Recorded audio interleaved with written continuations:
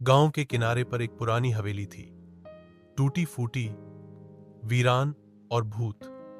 लोग कहते हैं वहां रात को अजीब अजीब आवाजें आती हैं, जैसे कोई रो रहा हो, कोई चल रहा हो या कोई कॉल कर रहा हो।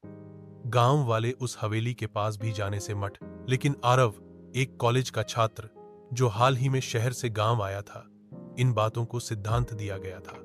उसे रहस्य पसंद था और डर उसकी कमजोरी नहीं बल्कि जिज्ञासा जागने वाला एहसास था।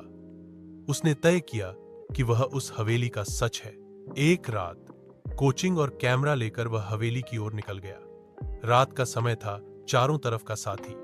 हवेली के अंदर कदम रखते ही एक अलौकिक हवा का रुखा उसके चेहरे से टकराया, जैसे किसी ने स्वागत किया हो।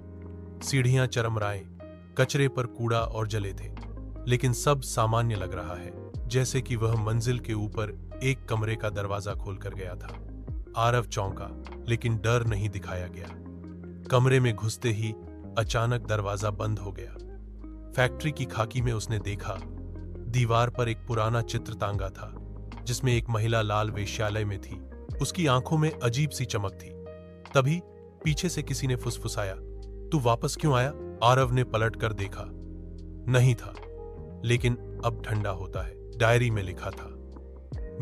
आरव के रोंगटे हो गए। वो समझ गया कि उसके दादाजी, जो कभी इस हवेली के मालिक थे, वो राधा के पति थे। तभी एक तेज चीख दी और तस्वीरों में दिख रही महिलाओं का चेहरा सजने लगा। वॉल हिली और इसमें एक चट्टान का ढांचा गिर शामिल है।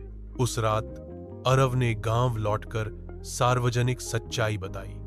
पुलिस आई, हड्डियां चला दी गई और राधा की आत्मा को सम्मान विदा किया गया। हवेली अब वीरान नहीं, एक स्मारक बन गई थी, उस महिला की याद में जो ज्यादा